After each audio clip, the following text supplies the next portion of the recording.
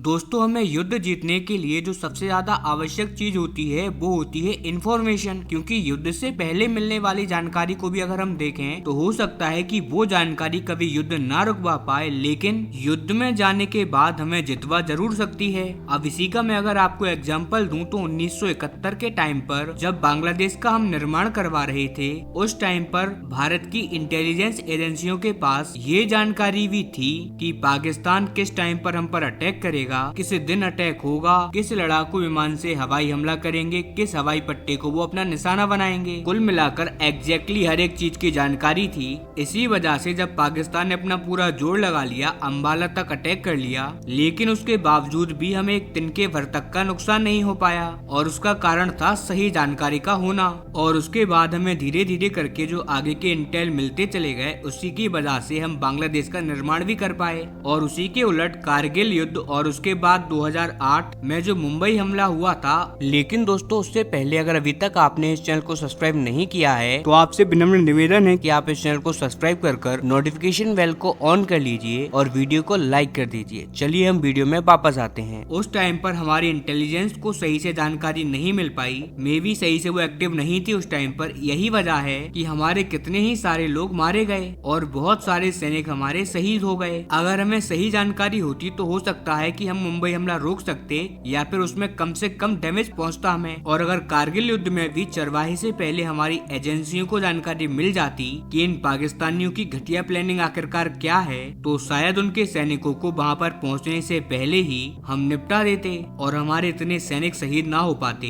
खैर जो कुछ भी हुआ है हम उसे बदल तो नहीं सकते, लेकिन हमारी गलतियों को हम ना दोहराएं, इसके लिए हम इस गलतियों से कुछ न कुछ सीख ले सकते हैं। और भारत ने भी कुछ ऐसा ही किया, अपनी इन गलतियों से सीख ली। और यही कारण है कि अब हम बहुत तेजी से ग्रो कर रहे हैं, अपने आप को इम्प्रूव कर रहे हैं। हालांकि ऐसा नहीं है कि अभी अटैक होना बंद हो गए हों, अटैक तो अभी भी हम पर हो रहे हैं, जैसे कि पुलवामा का अटैक हो गया या फिर उरी का अटैक हो गया। लेकिन अब आप एक बात देखिएगा कि इन अटैक्स की फ्रिक्वेंसी बहुत कम हो गई है और जो हमें डैमेज मिलता था, जो हमारे सैनिक शहीद होते थे, उनकी संख्या में भी कमी आई है। खासकर की जो आम नागरिक मारे जाते थे वो भी अब नहीं मारे जा रहे। बहुत ही रैपिडली इसमें डिक्रीजमेंट आया है। लेकिन अब भारत के लिए एक ऐसा मोर्चा खुल गया है जहां पर हमें अपनी इन एक्टिविटीज को बहुत बढ़ाना होगा। हमारी एजेंसियों के पास चूकने का यहाँ पर कोई चांस नहीं है, क्योंकि एक छोटी सी चूक हमारे भारत देश के लिए एक बहुत बड़ी त्रासदी हो सकती है। और इसीलिए अब टाइम आ गया है कि हमारी इंटेलिजेंस और भी ज्यादा सतर्क हो जाए, क्योंकि हमारे पड़ोस में बांग्लादेश है और अब हमें इनके इरादे ठीक नहीं लगते।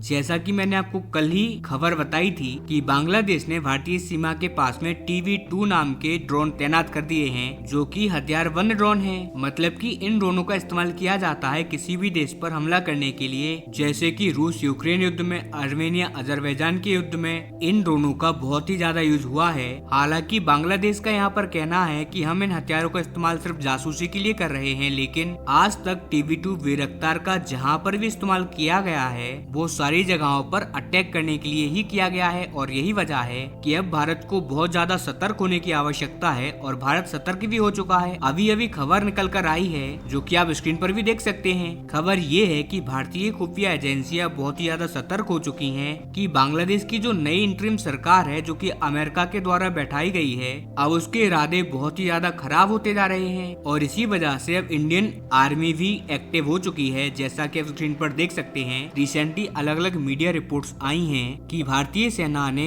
बांग्लादेश के बॉर्डर पर और ज्यादा तैनाती बढ़ा दी है। और इसी के साथ भारत बांग्लादेश के अगेंस्ट में हेरॉन TP ड्रोन तैनात करने पर भी विचार विमर्श कर रहा है। और ये हमारे ऑप्शंस में से एक है। और जो लोग नहीं जानते, तो जो तुर्की ने हमारे अगेंस्ट ड्रोन तैयार किया है ना, वो है TV-2 बैरक्तार। और जो हमारा ड्रोन है इसके ही डिफेंस में वो है हेरॉन, जो कि हमने इजराइल से परचेज किया है। और इन दोनों में वही डिफरेंस है जो कि एक मोटरसाइकिल और एक कार में होता है। यानी कि जो बांग्लादेश का ड्रोन है वो साइज में बहुत स्मॉल है, यानी कि छोटा है। और वहीं अगर हम भारत के हेरॉन ड्रोन की बात करें तो वो न केवल साइज में बड़ा है, बल्कि ज्यादा हथियार लेके जा सकता है। उसकी सर्विलांस कैपेसिटी भी ज्यादा है। यहाँ तक कि ये बांग्लादेश के बहुत ही डीप इलाकों में जाकर, डीप जंगलों में जाकर भी आसानी से अपने हाई एंड कैमराओं की मदद से और हाई एंड सेंसर्स की मदद से जासूसी कर सकता है, ताकि बांग्लादेश और बाकी सेना अगर कोई भी साजिश रच रही हो तो उनका पता हम बहुत ही अच्छी तरीके से लगा सकें और उनके अगेंस्ट में पहले से तैयारी कर सकें। हालांकि आप में से कई लोग कहोगे कि इनकी अभी आवश्यकता नहीं है,